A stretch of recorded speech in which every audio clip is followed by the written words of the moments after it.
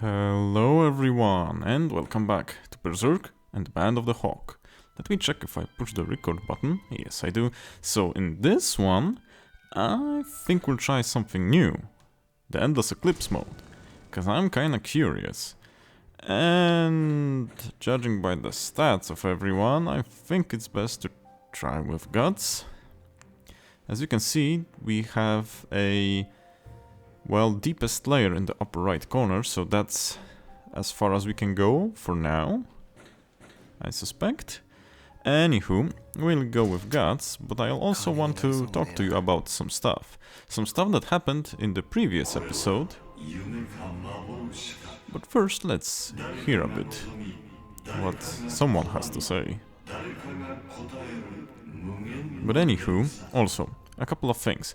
Yeah, I have to reiterate on what happened when we fought Zodd, and in the movies that we didn't see. I'll go over the lore a little, so we can have something to do while I run through the Eclipse. Also, one more thing that...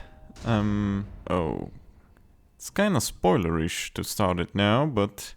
well, we'll see how it goes. First, before I continue, let's read what the game says about the Endless Eclipse.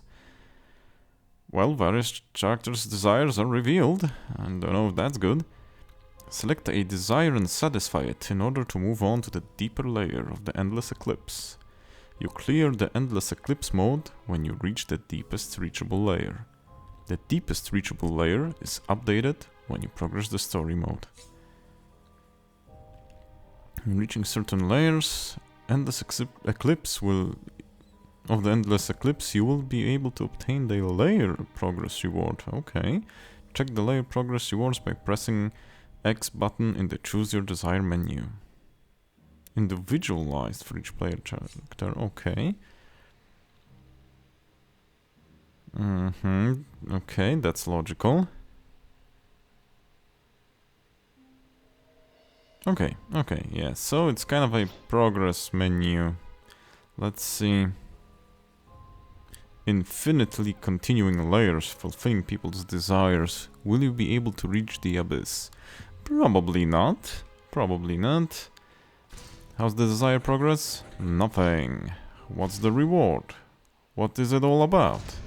We'll see. In the Endless Eclipse, if you quit or lose, your progress will not be saved. Ooh. And you will have to start over from the beginning. Also, your vitality and equipped items are not restored, even when you fulfill a desire. Furthermore, you cannot change your equipped items. Ooh. Challenges your limits. Okay, I don't know if we'll make it, but we'll try. We'll try. Why not? Oh, there's a shop here. Don't mind me. I will purchase something here.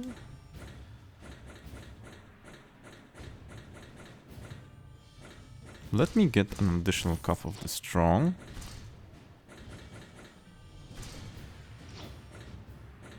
This one has a defense bonus, so I'll give an attack bonus to this one. Okay, and another defense bonus to this one, I think.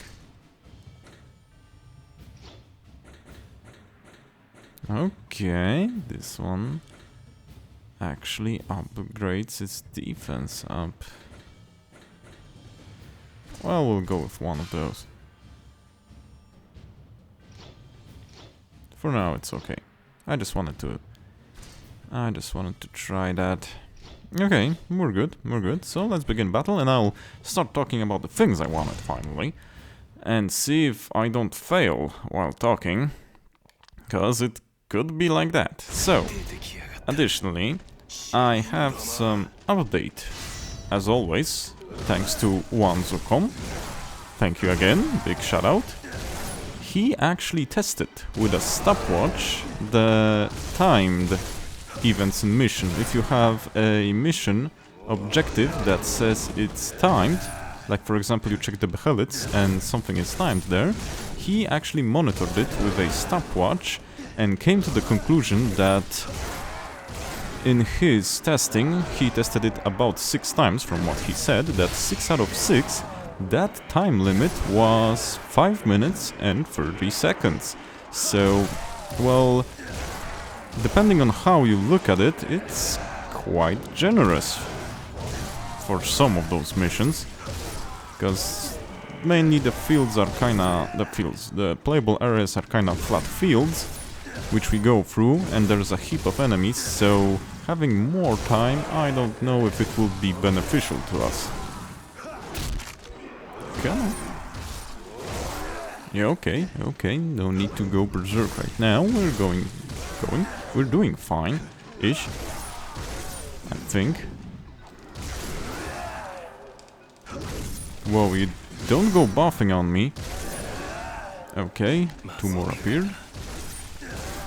It's the Eclipse. Things don't look good here, gods. Things do not look good here at all. Okay, so continuing slashing. That's the first thing that I wanted to talk about, the time limits. So that's good. Another thing that I wanted to talk about. I think we should talk about the story bits that, for copyright reasons, we unfortunately could not watch. I know, sorry about that. Oh, you blocked it. Come on. There's some slashing involved here. Come on, gods. Work your back.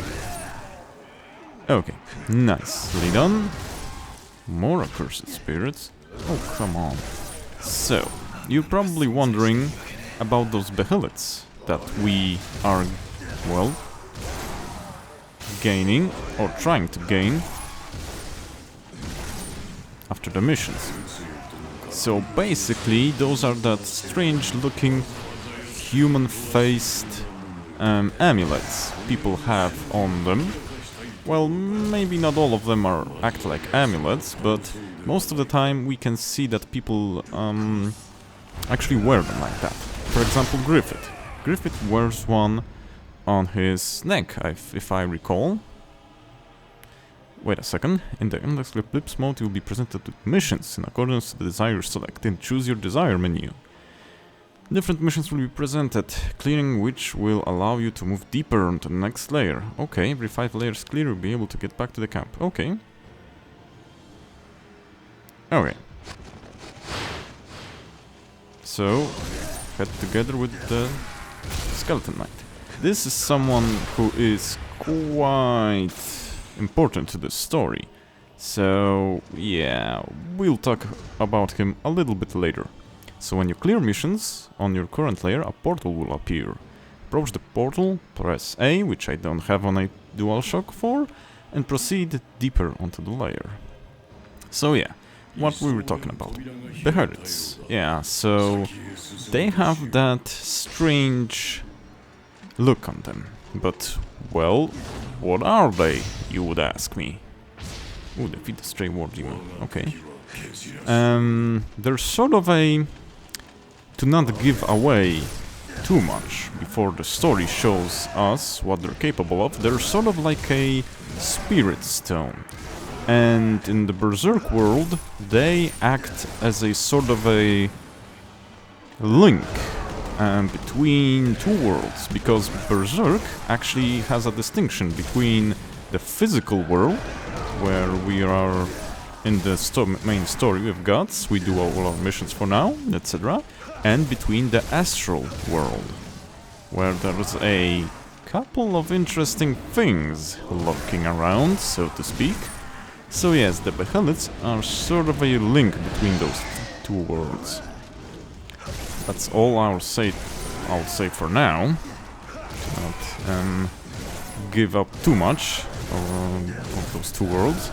So yeah, and it's said that the Behelit, I don't know if control is the right word here, but they sort of have an impact on the fate of humanity, because they are tied to some important events here and there.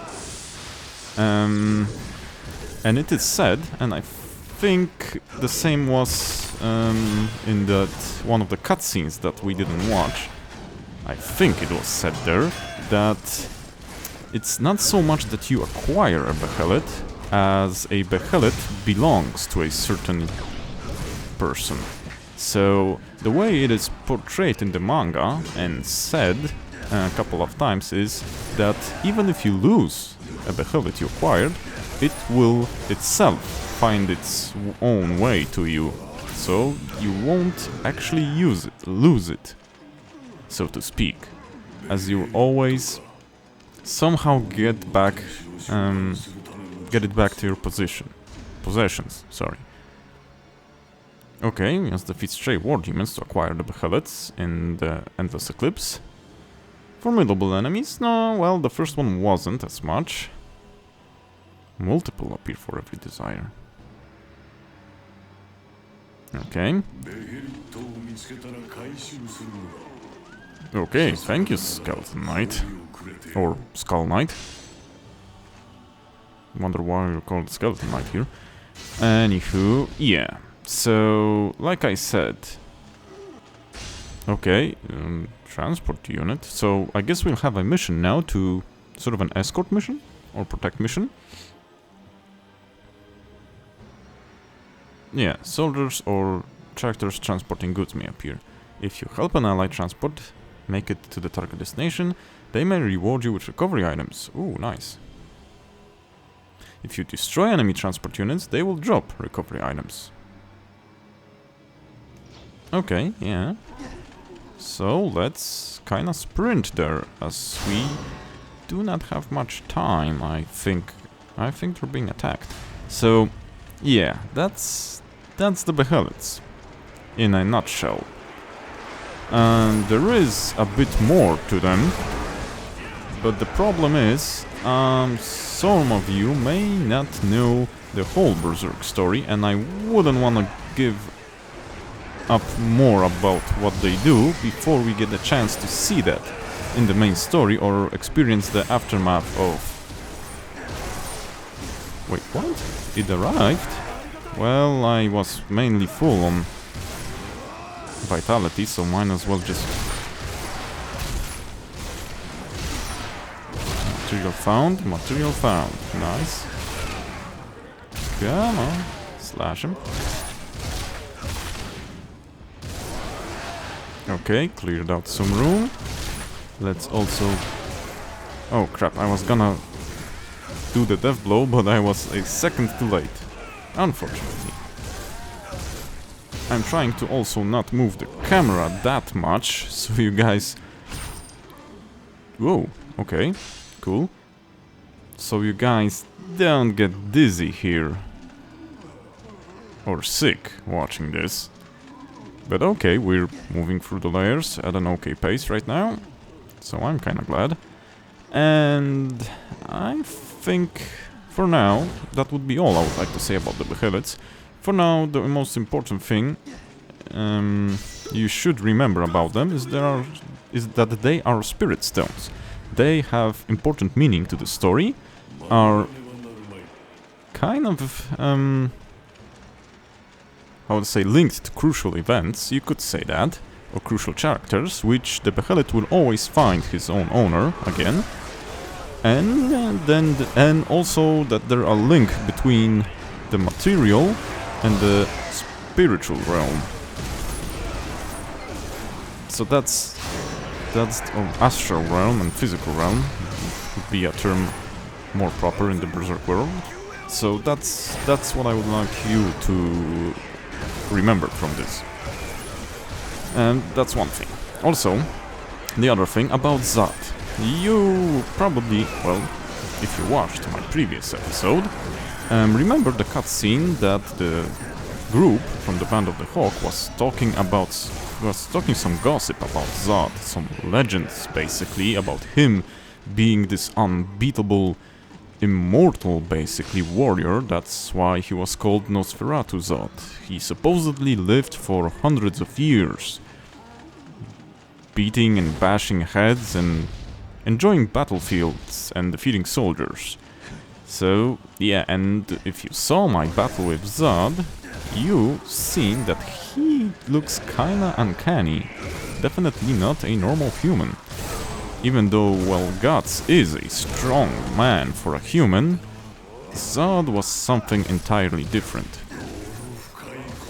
that, and also he changed his form while fighting us to a more monstrous form. And that's what I would like to talk about, as Zodd is something that it's known in the Berserk world as an apostle. Yup. So basically apostles are inhuman, which you would guess, seeing him, or most likely they were humans, but due to certain events or certain things, they changed their form. Yup. I don't know if that is not spoiling it a little, but yeah, I think that most, if not all, apostles were human once. I was trying to remember, there are some in the story that I don't think were human, but those are special cases. So yeah, the apostles became, well, what you saw from the monstrous form of Zodd due to certain sacrifices they made. And surprise, surprise, key factor in that was the appearance, or maybe appearance is a... I was gonna use the death blow again, but forgot when I was talking. Maybe not appearance, but those sacrifices or or events were linked to the Behelits. Yes, sir. So maybe we should talk a little about that also. Let me just concentrate a moment, because this is a boss battle. Yeah, okay, he slashed me. That's unfortunate. Yeah, okay, and there he goes. Oh, okay. I was gonna say, I supposedly will be able to enter rage mode in a moment. Oh, and he also got his rage mode on, but this time I will remember to do the death blow. And we'll do it now, just in case. Come on, guts. Move a little bit closer. Skeleton. Skull Knight. Come on, Skull Knight, don't be such an ass. Bazoosa's done. So yeah.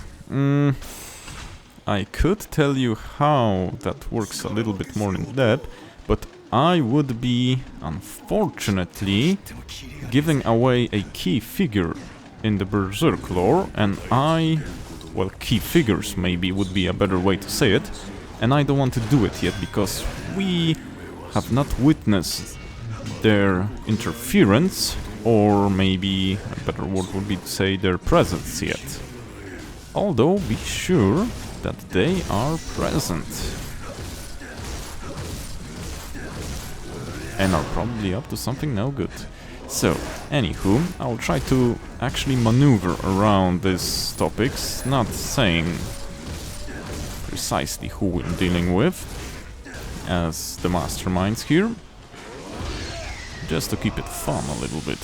So, one of the requirements of becoming an apostle is basically a sacrifice, and it has to be a meaningful sacrifice to the owner, by the owner of the Behelit, should be said, probably better. Yeah, and after you do a precious sacrifice from the point of view of the owner, then you are, well, sort of say permitted to join the ranks of the apostles, which allows you to gain inhuman powers and more... and... what's the word I'm looking for? Not more often, and more or less beast-like appearance also, as you saw with Zodd. So, the apostles can have their true form and their human form. Whilst in their human form, most apostles also have sort of a trait that gives away their true form. As you saw, Zodd was not quite an ordinary looking human, even before he changed. So, yeah, that form, even in his human form, sort of gave away that he is not what he appears to be. Yeah, so they basically relinquish their own humanity when they do the sacrifice. Also, each apostle, so it's said in the Berserk world that each apostle has a unique true form. So there shouldn't be multiple apostles that look the same. As in Zodd looks like Zodd and other ones will have their own varied forms. And the forms between themselves actually, their appearance varies quite a huge amount. I don't remember if there are similar looking ones. At least the more important ones in the story. Ooh, got some nice spoils of war. Nice, nice. And a lot of stones and some amber, whatever it is used for. Okay, so we got that. What do I want to talk about? I did say about...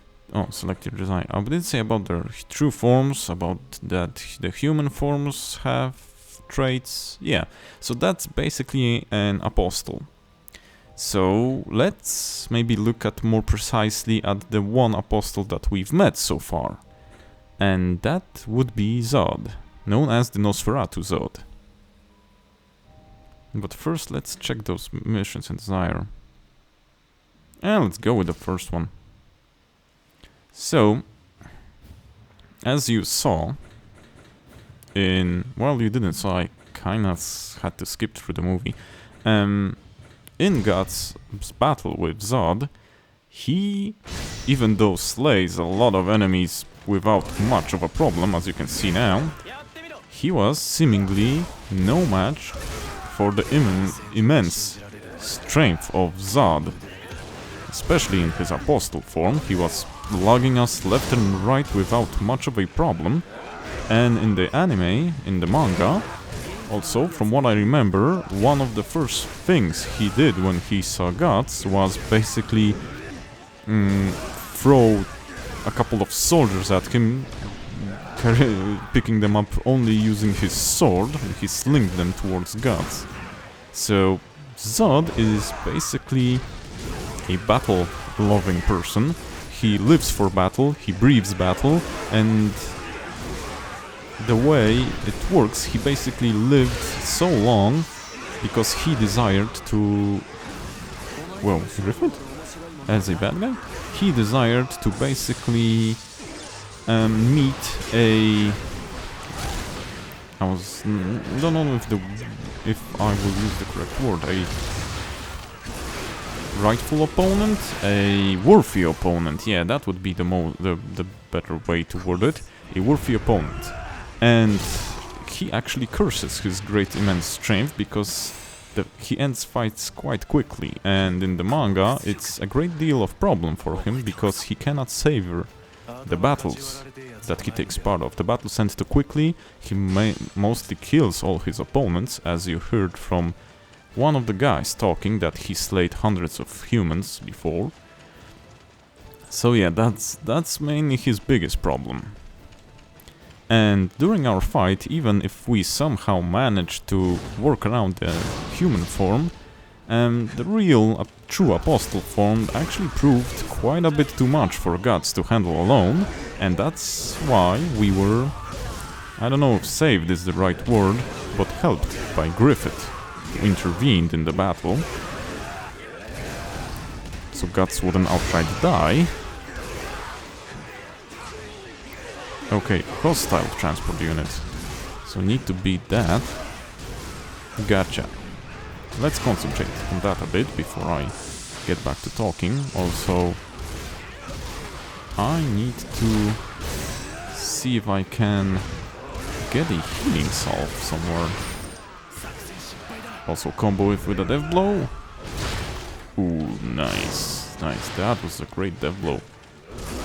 Enemy officer appears with reinforcements, you say? So that's more of the gist of Zodd's story for now. That he is a seemingly immortal being with immense physical strength that lives for the thrill of the fight. And gods proved more of a match for, well, for him taking an easy mode on us in his human form, So yeah, he wanted to try fighting with his full strength, and as you saw, he kinda mopped the floor with most of us, and even with Guts. So that's just how powerful an apostle is. And there are many more of them, each with their own goals. As apostles, even though they are given that form, they have mainly free will, with a sort of a little caveat, which I won't say now. We'll get to that when the story progresses, because that caveat is quite an important one, actually, in the story, believe it or not. And combo with the death blow. Nice, nice, nice. Ooh, we got quite a bit of those soul-like thingies back. So yeah. So what happened in those cutscenes that we couldn't watch? Basically, Guts and Griffith teamed up, and they managed to hurt Zodd, but not defeat them. Not defeat him. Oh no, no, no, no. Actually, when they Guts and Griffith executed a sort of a pincer attack on Zodd, and Guts managed to actually to give him quite a deep wound, as what Zodd is used to. So Zodd kind of got infuriated, and he retaliated by slinging Griffith with his tail into a wall or a column. I don't remember precisely, I think it was a column, and he knocked him out, unconscious basically, and he was quite delighted to have found a worthy opponent after quite a while of fighting, and he wanted to end them, but sort of there's one factor here in the story that actually meant that he couldn't, and that was actually sort of a regret for Zodd, that he couldn't kill them both. And now I'm kind of thinking, should I tell you about that? It's a sort of a weird thing that he didn't, yeah? And that's also maybe why one of the comments from one under that video would come out as weird if someone doesn't know. He said that one of the scenes were a flashback from Griffith, and yes, it was a flashback, and in that flashback you can see Griffith a bit younger, and he received that strange necklace, the Behelit, that he's wearing on his neck by a old fortune teller lady, and that is basically a special Behelit. It's not a normal one. That one that he has on his neck is known as a Crimson Behelit. And from what you can actually suspect, it's not something good. And Crimson Behelit is actually quite a lot of bad news, as it means a big change that the wearer can make upon the world, and not in a good way, knowing Berserk. But I won't spoil it for now. So anywho, that Behelit is one of the, I guess it's the main reason why Guts and Griffith were able to walk alive out of that one.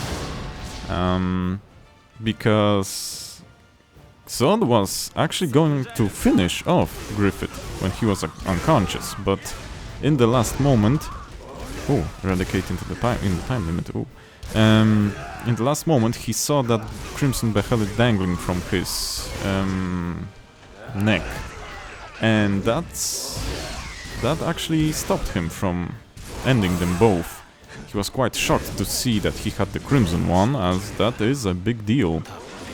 And from what we can see out of that is that the Apostles are quite knowledgeable when it comes to that. Well, yeah, they needed one to become an apostle, but they have the knowledge that not all Behelits are equal, and that there are some special ones. So, knowing that the special one that Griffith has, we need to only eradicate some enemies, knowing that the special one that Griffith had actually has an utmost significance to the world. Yeah, Zodd kinda smashed the place and flew away. Go figure. So, with the two of the boys saved from untimely death, and Zodd skedaddling, we are, well, basically in the current part of the story. So, that's the gist of it. I could give you a more, Gaston. A more precise rundown, but like I said, I don't want to spoil it before you see it, and I'm not sure if everyone that watches this video is knowledgeable in the Berserk franchise, because, go figure, there are probably people that didn't read it or watch it, so I think for now we will be content with this. I will try to fill in the gaps as we go through the story and experience other world events for you to have a clear picture of what is going on here. So, what do we take out of that? First off, that apostles are special beings with immense power, great strength even for someone untrained. If he turns into an apostle, he gets quite a bit of battle prowess out of the sheer amount of strength that he acquires, which is not a good thing for us if there's more of them, as you can imagine. Okay, Pippin, okay. Don't be like that, let's just heal a bit. Good thing we can actually use items in the Endless Eclipse. Okay, let's try to break him and do a little bit more of a combo here.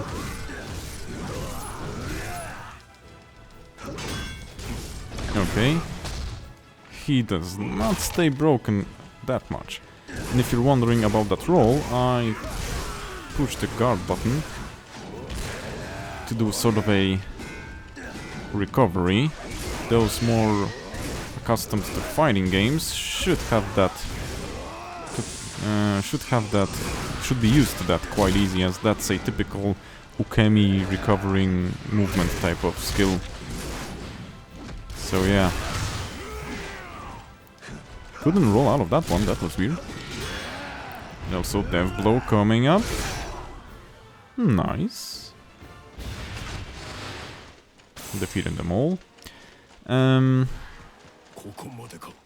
Oh, yeah, one more thing. About Griffith.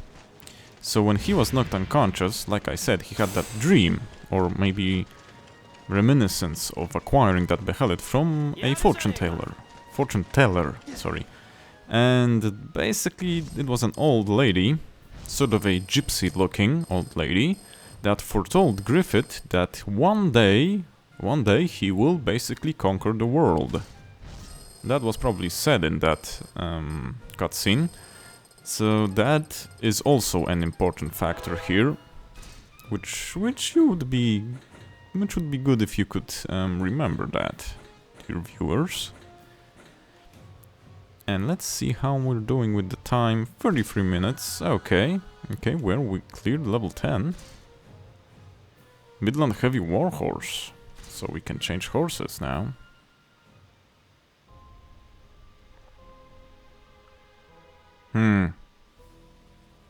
Do we go further? Okay, let's see. I mean, this is a special episode, so we have some time still on our hands, depending on how long the next battles will go. And that's when it comes to the story parts that we've missed.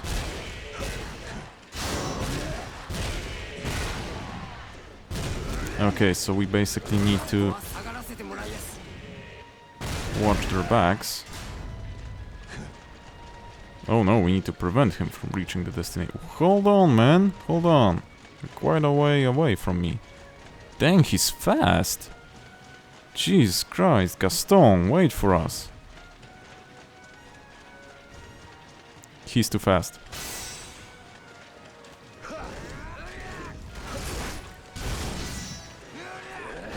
Okay, stopped him, I guess. What raiders? There's only skeletons here. My good man, are you in a sort of a delirium? Or what? Come on. Give him a slash. Okay, he's knocked over. Should be able to finish him now. And slash, slash, slash. Okay, should be close to ending him. Good enough.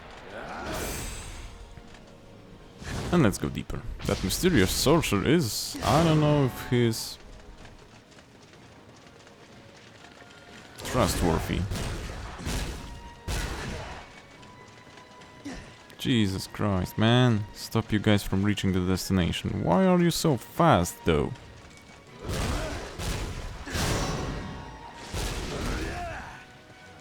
And there's even a transport unit. Of course there is. How come you didn't die? Okay, I'm waiting for the transport unit right now. Should be able to go berserk. Oh, come on, you guys. That ain't fair that you can run past me with quite a bit of an ease.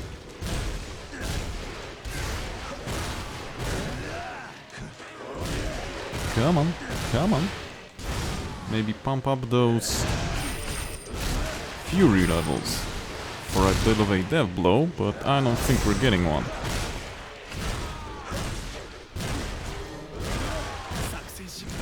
Well, that was a waste of vitality up. Crap, one guy went actually.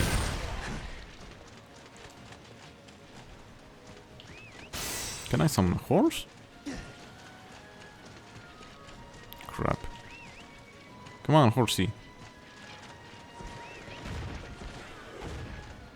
Where's my horse? Here he is.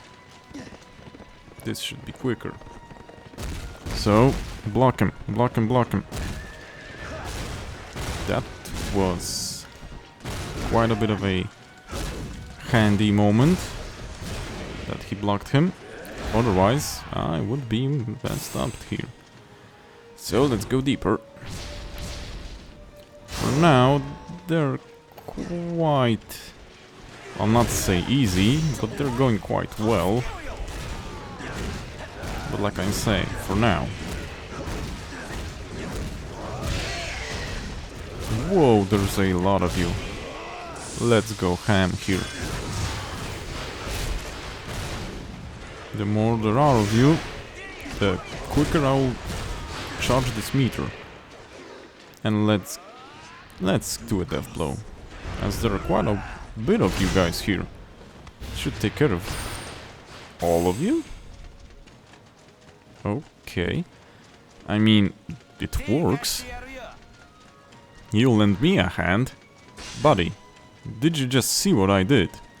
I mean, I deleted all of them with one great big slash. So, who's helping who here? Okay. Next layer.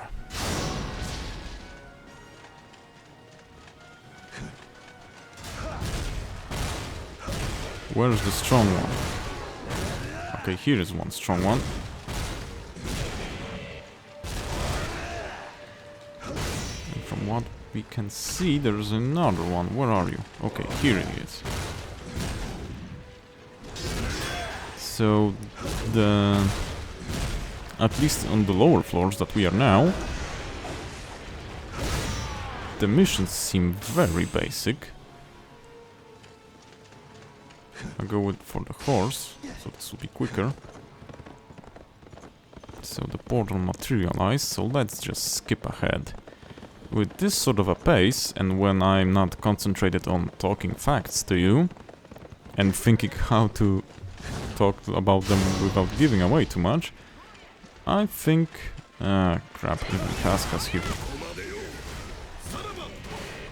She's a nimble one, so that's kind of bad. We'll go with a defense buff from the kettle helm. Or hat. Okay, we'll go with a frenzy. And the goal here is to acquire a death blow and, well, use it like this. So that's that with Casca. Gotta get the second guy.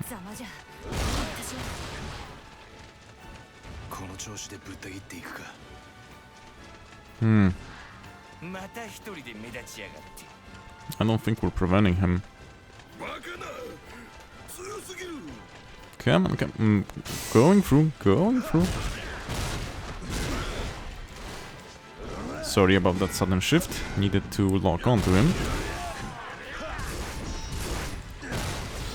We'll do an attack up, just in case. You can see my items on the lower left corner, just besides the death blow meter and above my health bar. I'm swapping, maybe not frequently here in the Eclipse, but I'm swapping more frequently when we're doing normal story missions.